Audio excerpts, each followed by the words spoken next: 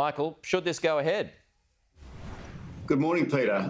Well, look, I think that it's a good idea. The question is who pays for it? And of course, that was the extraordinary thing about the Labor government's so-called announcement yesterday. Their great announcement was they want the federal government to build a quarantine facility on federal land with federal money. So you have to ask, where's the skin in the game for the Victorian state government? There's something almost a little bit Donald Trump-esque about it. They're going to build a quarantine facility and they're going to make Canberra pay for it. That's not the way that mature governments should go about negotiating with each other. Well, they say it's the federal government's responsibility is quarantine, so that's why they believe that the Fed should pay for it.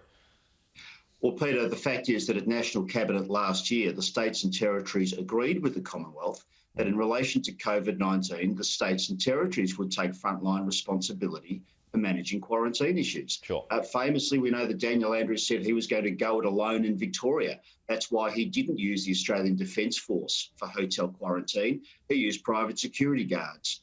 And 801 deaths later, we know how tragically wrong that decision turned out to be. So the states can't have it both ways, Peter. They either take responsibility for hotel quarantine, which they were very happy to do, or they don't. So the state should stump up for this? Well, I actually think that there should be a bit of a partnership, would be my view. There are these people coming home, yes, they're Victorians, they're also Australians. I'd like to think that states, territories and the federal government can actually work cooperatively. I think both levels of government should be making contributions to get this done, because there are still too many Australians stranded overseas who we want to get home. I'd love to think that COVID-19 will be finished sometime soon, but who would know? Who can tell you we're not going to get a COVID-21 or a COVID-22?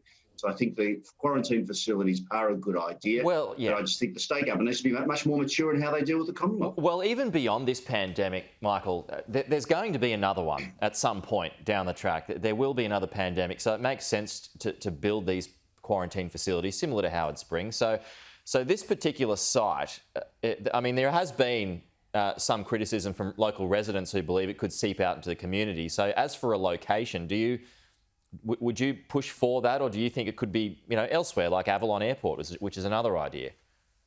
Well, I think what's important, Peter, is that you need to be close enough to a city that you've got access to the medical care that people who come back through hotel quarantine may well need. So it needs to be relatively close, but it can't be so close that if you have an outbreak, it's automatically going to infect an entire city. Now, the fact is Victoria is looking at this because they have stuffed up hotel quarantine in the CBD a number of times. New South Wales, by contrast, they've got city hotel quarantine, but they've run it well. I keep saying the state government here in Victoria should be going to Gladys and getting lessons, copying her homework, because she's done it well. We know that in Victoria we've had a number of outbreaks from hotel quarantine. It's led to the harshest lockdowns that this country has seen. So I understand the government doesn't back itself, and that's why it's building a hotel quarantine facility outside Melbourne. Well, the Prime Minister says outbreaks have been very small in the grand scheme of things, 99%. It's been mostly successful, just a couple of outbreaks. So do you support hotel quarantine still, as a whole, still the best option? Look, I think hotel quarantine is the only option we've got, certainly in Victoria at the moment. I do support building a dedicated facility. I think it does make sense because, as you indicated earlier, the chances are something else will come about.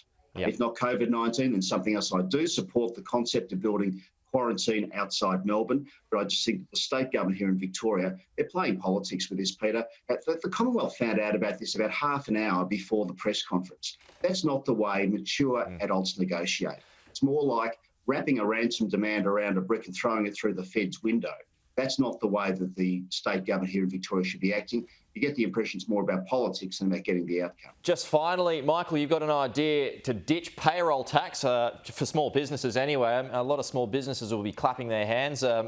People who believe that why should they get punished for employing people? Exactly. Look, as a former treasurer, Peter, I know that small business hates payroll tax. They say, why should we be punished for hiring more people? We want to take Victoria from being the worst state in the country for small business payroll tax to the best state. In Victoria, if you've got a small business, you've got a wage bill of $650,000 a year, you're paying payroll tax.